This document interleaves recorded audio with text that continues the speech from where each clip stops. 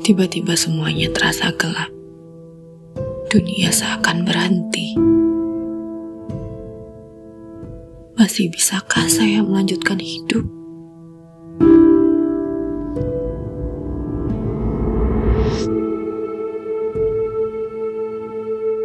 Adakah yang mau menerima saya? Bagaimana saya mati? Saya sudah tidak tahu bagaimana harus bersedih. Saya tidak tahu bagaimana harus marah. Kenapa saya? Kenapa harus saya? Saya takut. Saya takut.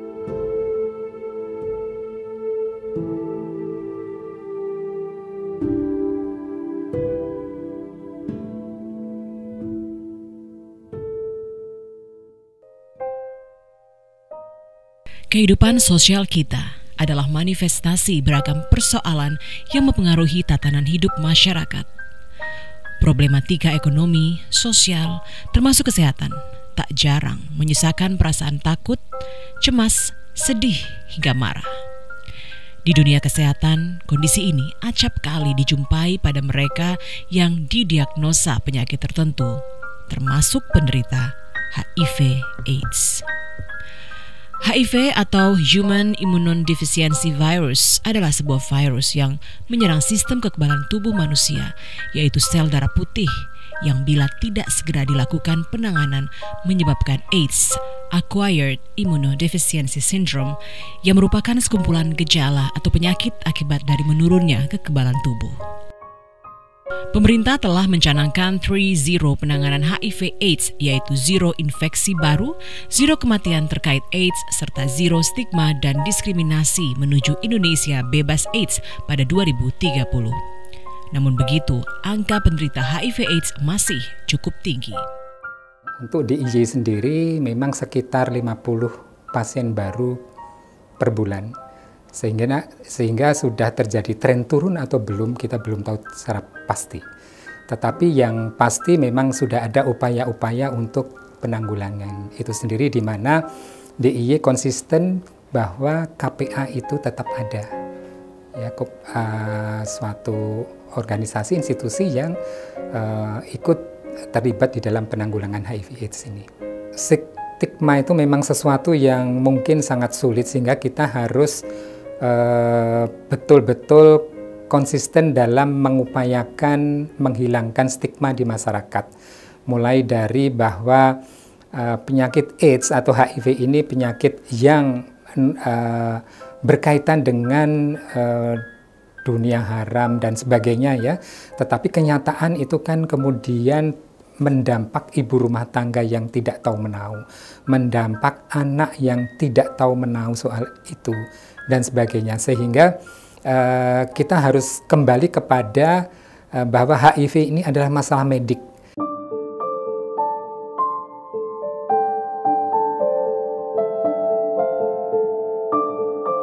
Stigma penolakan hingga pengucilan membayangi mereka yang didiagnosa HIV/AIDS. Tak mengherankan bila keputusasaan, rasa marah, dan kesedihan membayangi mereka, khususnya di awal diagnosa.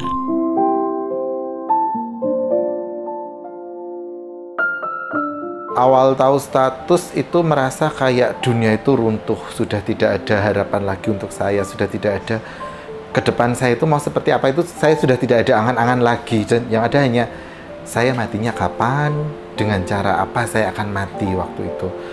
Terus dokter Tri menyampaikan, tidak apa-apa, kamu tuh walaupun HIV positif ini bukan akhir dari segalanya.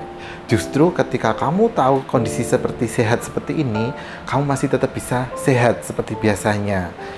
Nanti saya kenalkan kamu sama seseorang yang sama seperti kamu, tapi dia sudah berdaya sekali.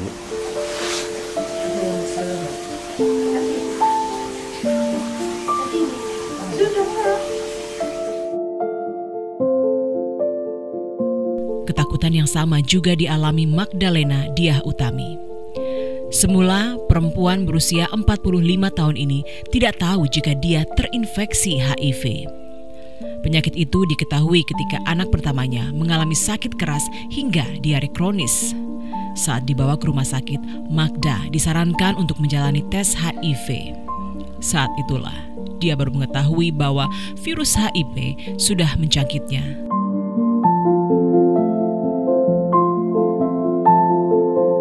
Ya, jadi ini menjadi tahun ke-16 saya hidup dengan HIV. Dan pastilah tidak segampang yang kita kira. 2007 ketika saya hamil Seraf kecil, kemudian saya menjadi ibu yang tidak menikah karena calon suami saya meninggalkan saya dalam kondisi hamil 3 bulan. Itu menjadi hal yang cukup berat, menjadi ibu yang tidak menikah, kemudian anak sakit baru terdiagnosa dari anak terlebih dahulu. Saya melahirkan normal, kemudian menyusui, hanya saja tidak terpapar informasi terkait HIV secara benar saat itu. Memang 2007 tidak seperti tahun-tahun belakangan ini ketika informasi HIV secara komprehensif diberikan di masyarakat. Saat itu memang sama sekali tidak pernah terbesit di benak bahwa saya akan terinfeksi HIV, apalagi putri pertama saya. Dan ketika terdiagnosa dari anak terlebih dahulu, kemudian dia dites, saya dites, dan kami berdua harus bersahabat dengan HIV. Seraf ada di HIV stadium 4, saya di HIV stadium 2. Itu menjadi hal yang paling berat dalam hidup. Jadi di tahun 2007 itu ketika Seraf kurang lebih umur 6 bulan, itu mulai dia sakit-sakitan, kemudian mulai gizi buruk, mulai ada batuk-batuk, diare segala macam. Kemudian terakhir itu opnam kurang lebih 8 hari di rumah sakit Bethesda, dan tidak ada satu dokter pun berhasil mendiagnosa dia sakit apa. Kemudian kami pulang, kemudian kami dihubungi oleh pihak rumah sakit karena di sana punya unit ekstramural di mana istilahnya mereka mengaruhke pasien-pasien yang berobat di sana. Dan pada saat kami di karaoke itu satu konseling dilakukan bahwa Bu Magda, sepertinya Bu Magda harus tes HIV loh. Di benak kita semua, tes HIV menjadi satu hal yang cukup menakutkan, apalagi saya tidak pernah terpapar dan merasa bahwa saya tidak melakukan perilaku beresiko. Butuh waktu 2 minggu untuk saya datang ke rumah sakit tersebut untuk membawa Seraf dan membawa diri saya untuk tes HIV. Dan hasilnya adalah kami berdua HIV positif.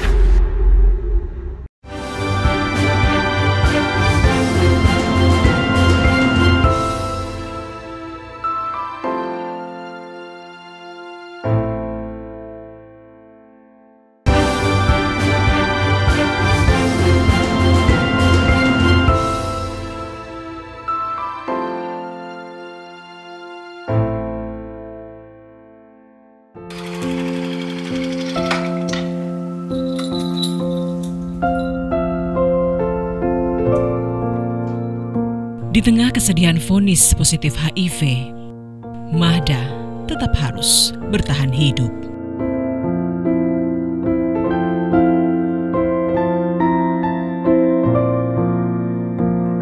Saya harus melakukan banyak tes darah, apalagi untuk Seraf kecil ya. Bill yang keluar itu cukup mahal. Bahkan saya sampai nangis di rumah sakit Bethesda itu karena nggak punya serupiah pun. Saat itu harus tes ini itu, dan itu biayanya tidak murah.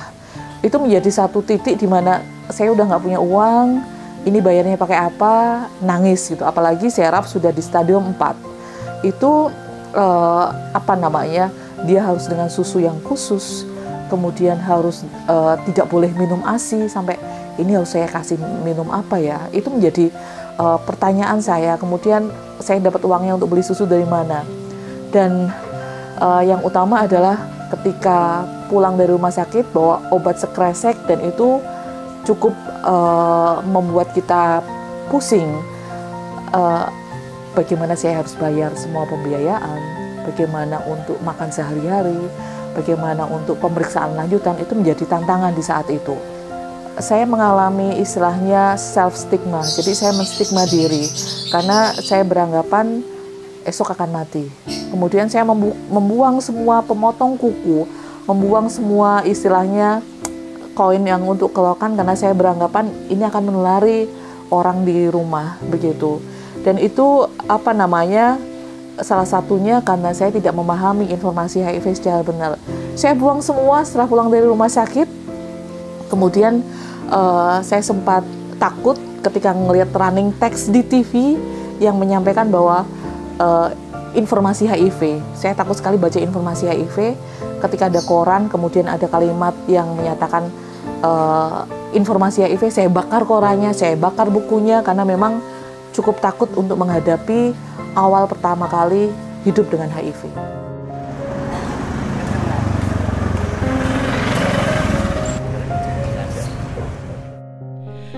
Kenyataan bahwa masih banyak masyarakat yang belum memiliki pemahaman komprehensif terhadap cara penularan HIV/AIDS yang tercermin dari stigma dan diskriminasi terhadap ODA adalah fakta sosial yang tidak dapat dikesampingkan.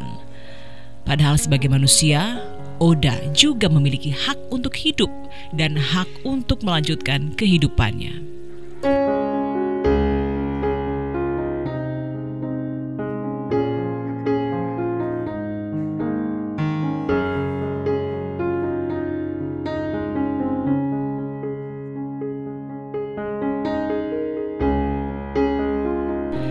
Dari keprihatinan itulah, serta melihat kenyataan belum ada layanan kesehatan setingkat puskesmas di DIY yang memiliki program layanan ODA dan untuk menghapus stigma terhadap ODA, Dr. Tri membuat program Prada, pelayanan ramah orang dengan HIV/AIDS di Puskesmas Gedong Tengen, Kota Yogyakarta.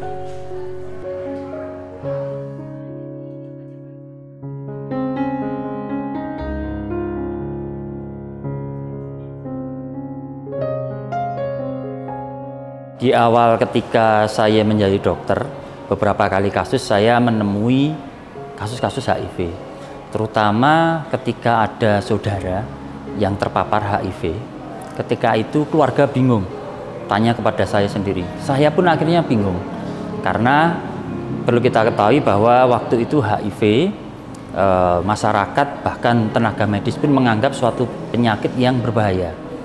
Padahal kalau kita mengenal HIV itu apa, cara penularan dan pencegahannya, ternyata bisa diantisipasi dengan baik. Tidak diterima oleh masyarakat, dan yang berikutnya adalah teman-temannya atau komunitasnya. Nah, setelah mereka bisa diterima oleh keluarga, masyarakat, dan komunitasnya, mereka baru bisa bangkit. Cara bangkitnya ternyata, saya lihat ketika pertama kali dia masuk rumah sakit, tidak ada yang mau nengok. Bahkan pulang dari rumah sakit tidak ada yang mau terima, bahkan sampai dimasukkan ke shelter, yaitu ke Yayasan Victory waktu itu saya sebutkan namanya. Nah, saya melihat betapa indahnya kepedulian teman-teman dukungan sebaya ini atau yang peduli dengan HIV/AIDS. Nah, waktu itu kemudian saya berpikir, wah, saya ingin belajar tentang HIV. Yang paling penting di sini itu biayanya gratis atau tidak berbayar.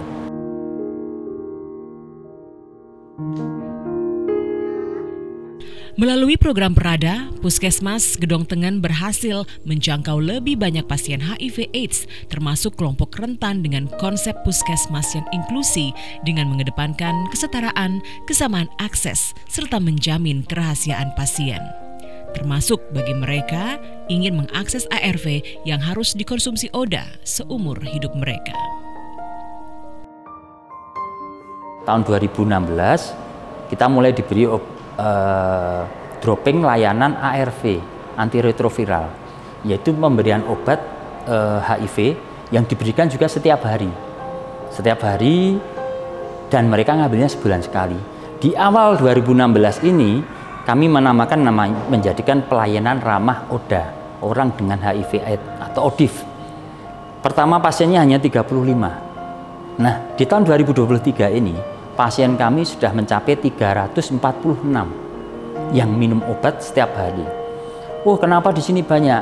Alhamdulillah, dengan konsep pelayanan ramah ODA ini ternyata memudahkan teman-teman untuk mengakses. Oleh karena itu di sini banyak, itu karena kami menerima pasien dari seluruh DIY. Tidak hanya dari kota, seluruh DIY kami layani. Pelayanan ramah ODA adalah pelayanan yang satu, mengedepankan humanis. Kemudian pendekatannya, personalitinya juga secara komprehensif, menyeluruh. mulai dari pendaftaran bisa online. Setiap mereka datang, kami prioritaskan dulu. Jadi tidak seperti jalur pasien umum yang lain namanya jalur OS, namanya One Stop Service. Kemudian setelah mereka nanti mendapatkan, mereka sehari sebelumnya udah ngirim foto KTP. Jadi rekam medisnya sudah disiapkan. Jumlahnya biasanya sampai puluhan itu, sampai 50-60. Mereka datang tinggal ngambil, ketemu dokter, selesai, langsung pulang. Bahkan satu pasien dengan yang lain itu tidak saling kenal. Bahkan teman-teman kami, saya sendiri, pasien mana yang HIV, mana yang tidak, kami tidak tahu. Nah, kami punya layanan satu lagi, yaitu namanya ada psikolog. Jadi setiap pasien satu ketemu langsung dia HIV, langsung didampingi oleh psikolog. Pada awalnya Dr. Tri melakukan sosialisasi dulu kepada kami, jadi memberikan pengertian kepada kami bahwa pasien-pasien HIV ini sebenarnya juga manusia biasa, sama seperti kita semua. Jadi walaupun pada awalnya tentu saja akan terasa khawatir ya Mas, tapi lama-kelamaan karena ini juga kerja tim bersama-sama, Dr. Tri juga membimbing, jadi lambat laun kekhawatiran tersebut bisa terkurangi. Sehingga sampai saat ini, sampai sekarang juga kami sudah terbiasa melayani pasien-pasien HIV ini, juga memberikan contoh kepada tenaga kesehatan lain agar tidak takut lagi kepada mereka. Jadi kita memperlakukan mereka sama seperti pasien yang lain.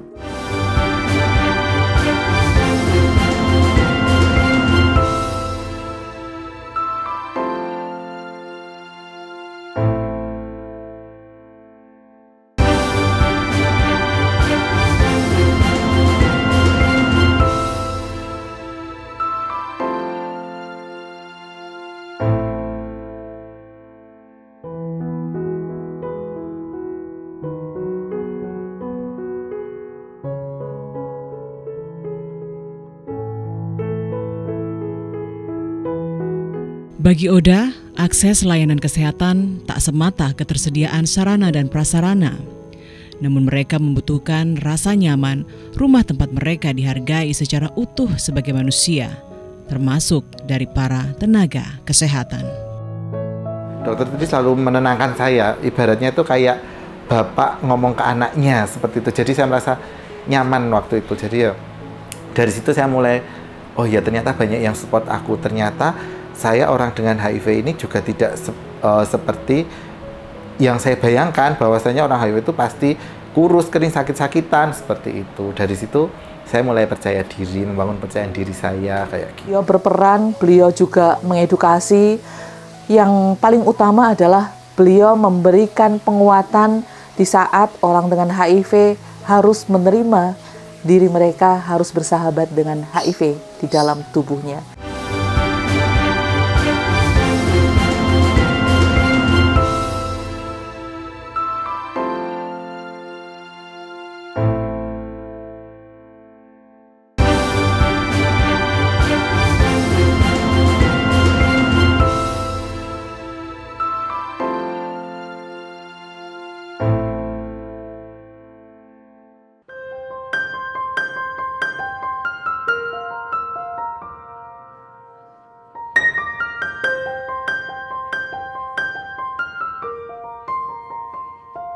Dr. Tri Kusumo Bawono tak hanya menjadi kepala puskesmas yang berkutat di belakang meja pada pengembangan puskesmas secara administratif.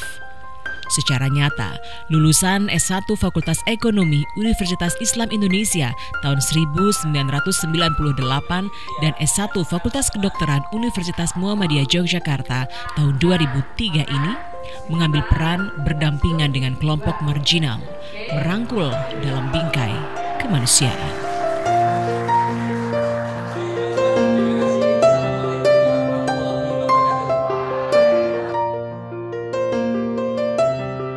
Rasa kemanusiaan yang membalut pengabdiannya mendorong Dr. Tri Kusumo Bawono secara aktif melakukan kegiatan VCT Mobile untuk melakukan tes HIV gratis bagi kelompok beresiko, termasuk melakukan edukasi untuk mencegah penularan HIV/AIDS.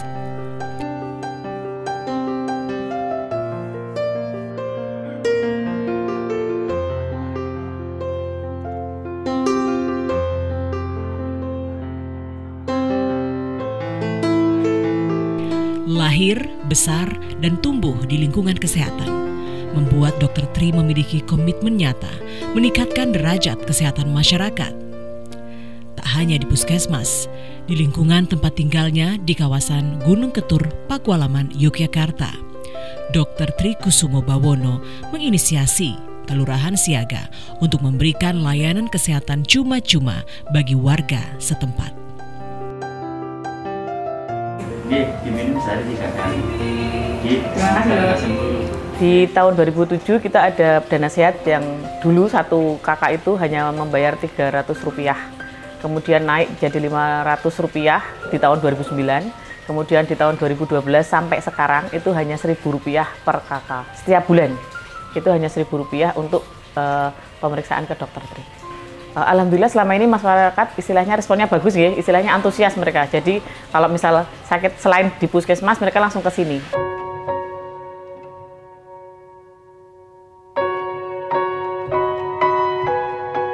Inovasi, kiprah, dan pengabdian Dr. Tri Kusumo Bawono dalam dunia kesehatan menghantarkannya meraih berbagai penghargaan. Bagi saya, rasa khawatir itu tidak bisa menghilangkan rasa kemanusiaan kita. Insya Allah, apabila kita berbuat baik pada orang lain juga akan berbuat baik kepada kita semua. Dr. Tri Kusumo Bawono, sosok yang menjadikan profesi dokter tak hanya sekedar sebagai jalan meraih materi, penghargaan, atau prestasi. Secara nyata, ia mengajak seluruh elemen masyarakat mengulurkan tangan, bergerak bersama sebagai kekuatan terbesar untuk mengakhiri AIDS di Indonesia dengan mengusung kesetaraan. Inilah jalan terakhir pengabdian yang saya pilih. Panggilan nurani menghantarkannya nyaman berdampingan dengan mereka yang terpinggirkan, melakukan pelayanan kesehatan tanpa penghakiman. Inilah jalan pengabdian yang ia pilih. Jalan pengabdian bagi kemanusiaan. Kalau saya putus asa di waktu masa muda ini, nanti saya nggak bisa membantu orang-orang di sekitarnya, gitu. Jadi saya ingin teman-temanku yang di luar sana, yang seperti aku ini, harus lebih semangat daripada aku, biar bisa melanjutkan hidup yang lebih panjang dan lebih sehat, gitu.